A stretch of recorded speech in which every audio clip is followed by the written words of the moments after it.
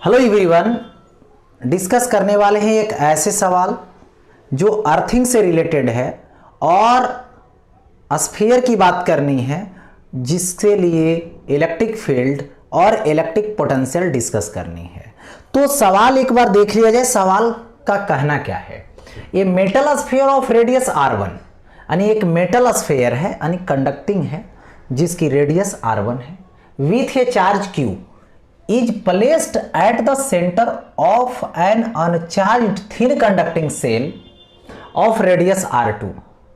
यानी देखिए यहां पे देख रहे हैं कि r1 रेडियस का एक स्फीयर है, लेकिन ये मेटल स्फीयर है और ये क्या है, सेंटर पे रखा हुआ है। किसके सेंटर पे रखा हुआ है? तो r2 रेडियस का एक कंडक्टिंग सेल है यानी थिन हॉलो स्फीयर है, कंडक्टिंग है, जिसके सेंटर पे रखा गया है। इस स्फीयर को यानी जो इनर स्फीयर है उसको चार्ज दिया गया कितना? तो चार्ज यहां पे गिवन है कि क्यू चार्ज है, यानी क्यू चार्ज दे रखे हैं। ओके, तो ये जो क्यू चार्ज है जैसे इसको दिए तो ये मेटल होने के कारण यानी कंडक्टर होने के कारण इसका जो चार्ज होगा वो सरफेस पे स्प्रेड होगा, यानी सरफेस पे स्प्रेड हो जाएगा। देखिए सरफेस पे स्प्रेड हो जाएगा, सरफेस पे स्प्रेड हो गया। कितना चार्ज? तो क्यू चार्ज। ओके, अब यहां पे रहा कि क्यू चार्ज दे दिए, ठीक है।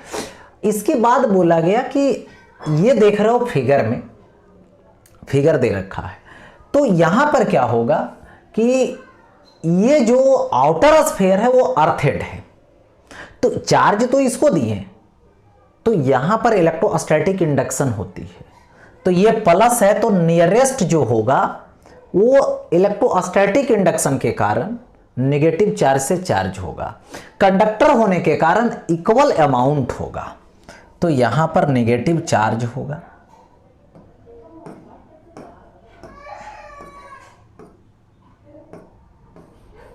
क्यू अमाउंट होगा, बट आउटर जो सरफेस होगा इधर वाला वो पॉजिटिव चार्ज से चार्ज होगा, लाइक चार्ज से चार्ज होगा, लेकिन अर्थेड होने के कारण उसको न्यूट्रल बना दिया जाएगा। यानी अर्थिंग के कारण किसी भी बॉडी को अर्थेड करोगे तो न्यूट्रलाइज कर देगा, यानी जो आउटर सरफेस है वो पॉजिटिव से चार्ज हुआ लेकिन अर्थ से इलेक्ट्रॉन निकल करके गया और उसको न्यूट्रल बना दिया।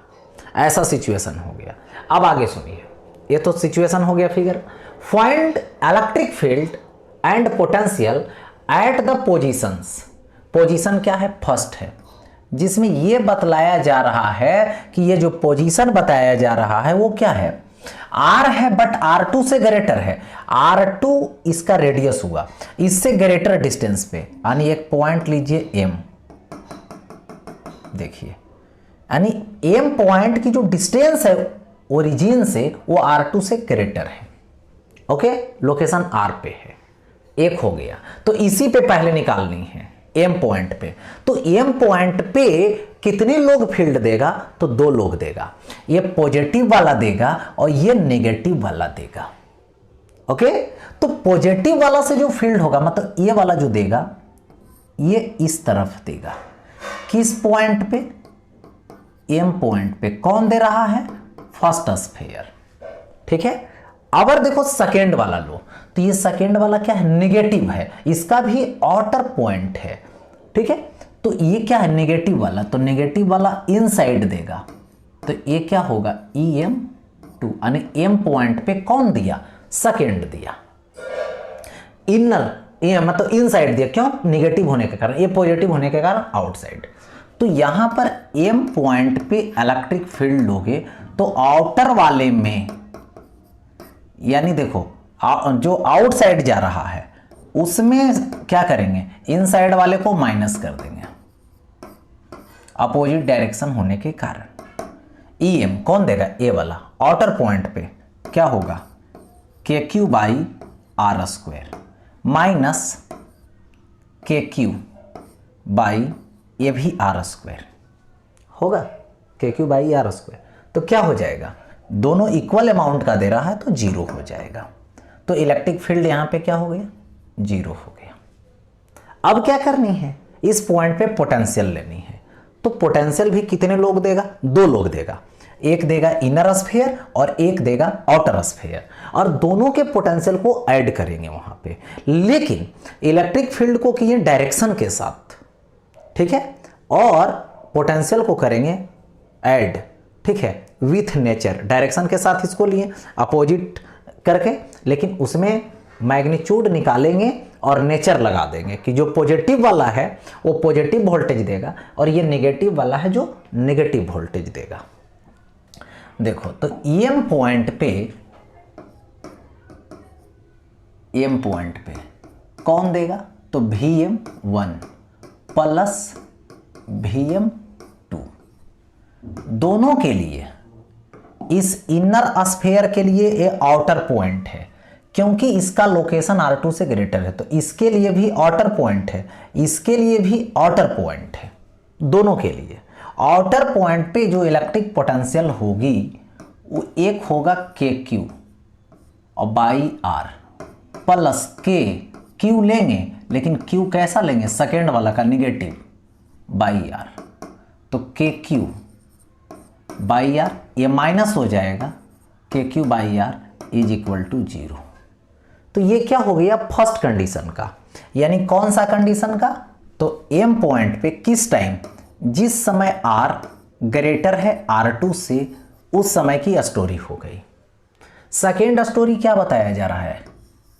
देखिए, लोकेशन जो है R1 से ग्रेटर है बट R2 से लेस है। R1 से ग्रेटर जाओ और R2 से लेस, यानी कहीं भी होगा तो R1 से ग्रेटर होगा तो इसके सरफेस से बाहर जाओ, लेकिन इसके सरफेस के अंदर रहेगा। तो यहां पर एन पॉइंट ले लो, यहीं पे बोला जा रहा है, यानी इन दोनों के बिटवीन, इसके लेयर और इसके लेयर के बिटवीन। तो सबसे पहले क्या करोगे? इलेक्ट्रिक फील्ड लोगे, तब क्या लोगे? वहां पे इलेक्ट्रिक पोटेंशियल लोगे, ठीक है। तो यहां पर जो इलेक्ट्रिक फील्ड होगा वो 2 के कारण होगा। वो कौन कौन से होगा सो देखना है। एक होगा इस स्फीयर से, तो इसका तो आउटसाइड है, इसका क्या होगा? इनसाइड होगा। तो इतना याद रखें कि इनसाइड के कारण, इनसाइड पे कोई पॉइंट आ रहा है तो इलेक्ट्रिक फील्ड 0 होगी। यानी यहां पर इलेक्ट्रिक फील्ड इस आउटर से तो 0 हो जाएगा, लेकिन ये वाला के क्या है? इसके लिए 3 है, लेकिन इसके लिए क्या है? आउट है, तो आउट पॉइंट पे तो होगा, इसके लिए तो होगा। तो यहां से लिखूंगा, अभी लोकेशन क्या है? ग्रेटर है R1 से, लेस है R2 से। पॉइंट कैसा लिए हैं? तो पॉइंट एट N, ओके। तो यहां पर इलेक्ट्रिक फील्ड En होगा। तो एक बार En लेंगे ड्यू टू फर्स्ट, और क्या करेंगे? En due to second. तो फर्स्ट से तो होगा KQ बाई R स्क्वायर, जिसका मेन रीजन क्या है? ये एन पॉइंट जो है इस स्फीयर का आउटर पॉइंट है, तो आउटर पॉइंट पे electric field KQ by R होता है, और इसके लिए तो इनर है, तो इनसाइड जो होगी इलेक्ट्रिक फील्ड वो 0 होगी। यानी ओवरऑल कैलकुलेट करके आ जाएगा KQ by R square, okay. अब रहा इलेक्ट्रिक पोटेंशियल।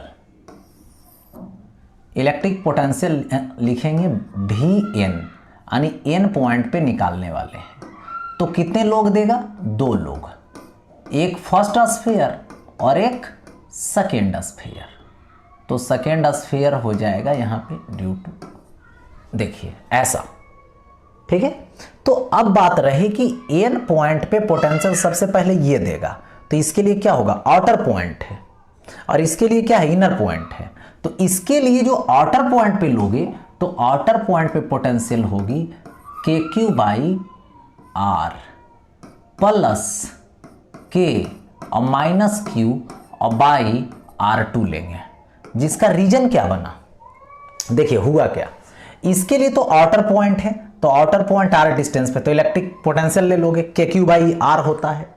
लेकिन इसके लिए इन पॉइंट है, इनसाइड है, तो इनसाइड का रूल होता है कि जो सरफेस पर होगी वही इनसाइड पॉइंट पे होगा। तो इसका सरफेस पर कितना होगा? K माइनस Q और बाई रेडियस यानी R2, वही क्या होगा? इसके इंटरनल पॉइंट पे कहीं भी लोगे तो वही होगा जो सरफेस पर होगा। तो ले लिया मैंने, तो यहां से के क्यू और into 1/r minus 1/r2 that यहां पे एन पॉइंट पे मैंने सॉल्व कर रखा। अब क्या होगी सो देख लीजिए। अब कहां पे चलेंगे, अबर है यहां पे देखिए r लेस देन r1, इसका मतलब हुआ लेस देन हो गया r1 से, r1 से भी कम डिस्टेंस पर लोकेशन लीजिए, यानी इन कर जाइए इस स्फीयर में। तो अब क्या होगा, इसके भी इनर पॉइंट है, इनर स्फीयर के भी इनसाइड है, आउटर के भी इनसाइड है। तो क्या होगा, इसके लिए इलेक्ट्रिक फील्ड जीरो, इसके लिए भी इलेक्ट्रिक फील्ड जीरो, क्योंकि दोनों के लिए इनसाइड हो गया। ठीक है, तो इलेक्ट्रिक फील्ड तो जीरो आ जाएगी। तो यहां पे R जो हुआ लेस हुआ R1, यानी एट P की बात हो रही है। तो यहां पे EP, तो due to first sphere plus due to second, first के लिए भी इनसाइड हो गया, तो इनसाइड इलेक्ट्रिक फील्ड जीरो होगा क्योंकि उसके सरफेस पे चार्ज है ना, इसके भी सरफेस पे चार्ज जीरो, तो इलेक्ट्रिक फील्ड जीरो होगा। इलेक्ट्रिक पोटेंशियल ले लो Vp, तो Vp ये होगा फर्स्ट, Vp सेकेंड, यानी फर्स्ट और second, due to first due to second. अब देखो फर्स्ट किसको मान रहे हो, इनर स्फीयर को, तो इनर स्फीयर के कहाँ है, इनसाइड पॉइंट है, तो इसमें क्या होगी, इस पे चार्ज डिस्ट्रीब्यूट है, तो जो सरफेस पे होगा वही इन पॉइंट पे होगा। ओके, तो सरफेस पे कितना होगा, KQ/R1 होगा इसके लिए, तो इसके लिए लिखेंगे KQ/R1 प्लस, अगर ये जो P पॉइंट है इसके लिए भी इनसाइड पॉइंट है, तो इसके लिए भी जब इनसाइड पॉइंट है तो यहां पर क्या होगा मैटर, जो इसके सरफेस पर होगा वही इसका कोई भी इनसाइड पॉइंट पे देगा, तो ये कितना देगा, तो यहां देगा K माइनस Q देगा और R2 देगा, यानी KQ होगा और यहां से 1/R1 माइनस 1/R2, यानी that it solve. Electric field भी फाइंड कर लिए, इलेक्ट्रिक पोटेंशियल भी फाइंड कर लिए। ऐसे सवालों को इस तरीके से सॉल्व करते हैं। ओके, तो सबसे पहले कंडीशन देखना रहता है।